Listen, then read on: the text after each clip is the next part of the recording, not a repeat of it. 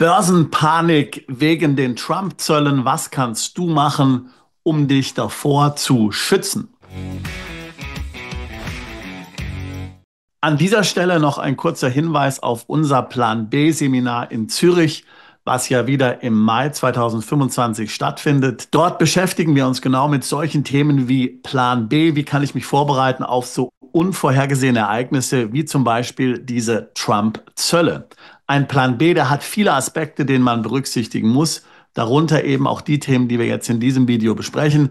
Wenn dich dieses Seminar interessiert, wo wir über alle Facetten eines Plan B sprechen, dann schau dir hier die Beschreibung auf unserer Webseite an. Link dazu packe ich hier in die Beschreibung dieses Videos mit hinein. Ja, die Börsen befinden sich im Chaos, die Kurse fallen, zeitweise sind sie auch mal wieder hier gestiegen, wegen Gerüchten, dass die Zölle angeblich ausgesetzt werden für 90 Tage. Das hat Trump dann nicht bestätigt, beziehungsweise dem sogar widersprochen. Es wird also damit gerechnet, dass die Kurse noch weiter fallen.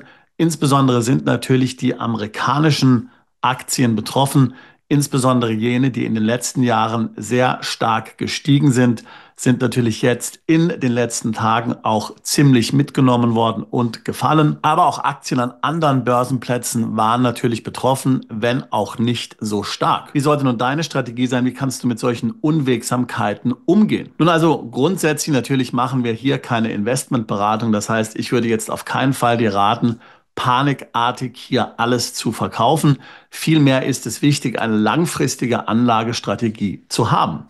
Mir ist natürlich klar, dass die amerikanischen Aktien in den letzten Jahren stark gestiegen sind. Denken wir insbesondere an Tech-Aktien wie Nvidia oder auch Apple. Da hat man natürlich ganz schön große Zuwächse verbuchen können. Aber das bringt natürlich auch ein gewisses Risiko mit sich.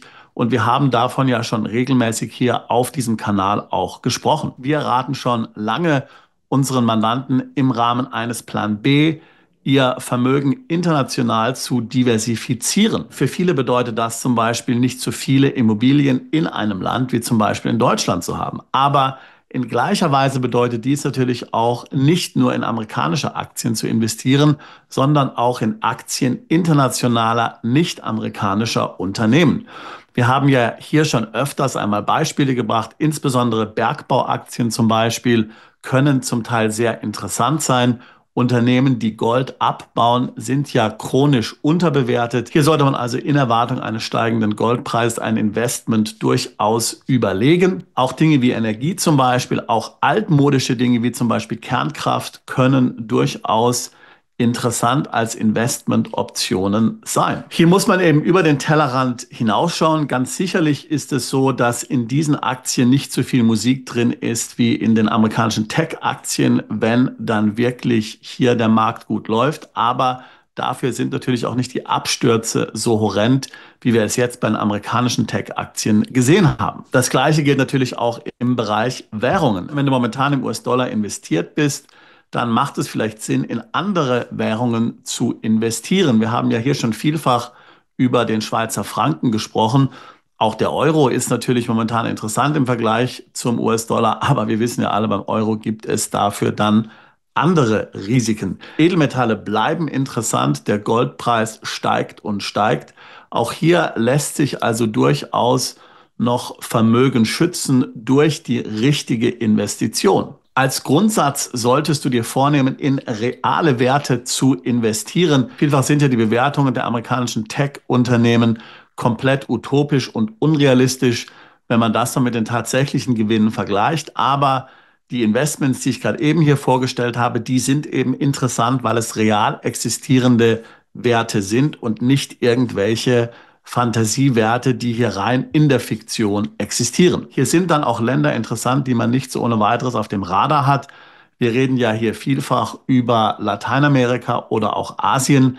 Auch dort gibt es zum Beispiel interessante Währungen oder interessante Objekte, um dort zu investieren. Das Gleiche gilt natürlich auch für Immobilien in verschiedenen Ländern auf der Welt. Wir haben hier ja auch immer wieder mal über Immobilienprojekte gesprochen.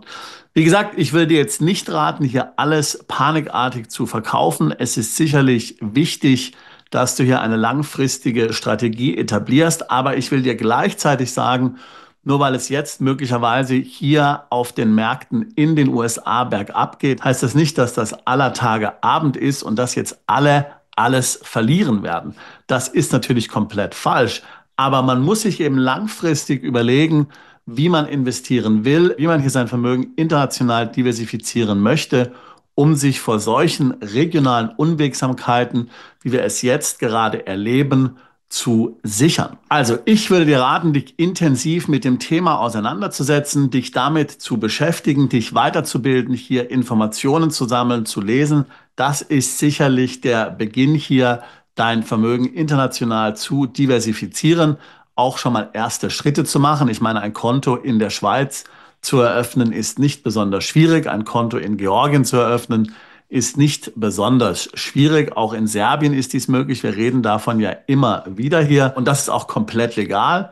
Da musst du auch keine Meldung ans Finanzamt machen. Natürlich, wenn du dort jetzt Einkünfte generierst, wie zum Beispiel Zinsen, musst du das natürlich in der Steuererklärung angeben. Aber es ist komplett legal für dich, solche Konten zu eröffnen, um dort zum Beispiel in die lokale Währung zu investieren. Du musst ja nicht sofort riesige Beträge anlegen, aber schon mal erste Versuche zu unternehmen, schon mal kleinere Beträge hier in anderen Währungen zum Beispiel anzulegen oder eben solche Aktienwerte zu kaufen, wie ich sie vorhin genannt habe. Das kann schon mal ein Anfang sein, um hier letztlich mit dem Thema sich vertraut zu machen. Wenn das Themen sind, die auch dich interessieren, das Thema Auswanderung oder hier die Ausarbeitung eines Plan B, dann würde ich mich freuen, mit dir ein Beratungsgespräch zu führen. Link dazu packe ich hier in die Beschreibung dieses Videos mit hinein. Wir tun seit fast 20 Jahren nichts anderes als Mandanten genau bei solchen Fragen zu beraten. Auswanderung, Steueroptimierung im Ausland, Plan B. Ich würde mich freuen, auch dich alsbald zu unserer Mandantschaft zählen zu können. Bist du Unternehmer, Freiberufler oder Investor? Zieht es dich schon lange ins Ausland?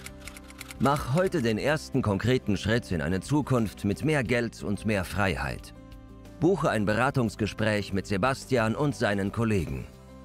Unsere Kanzlei unterstützt Mandanten wie dich dabei, deine Steuerlast legal zu reduzieren, Vermögen aufzubauen und zu schützen und deine persönliche Freiheit zu maximieren.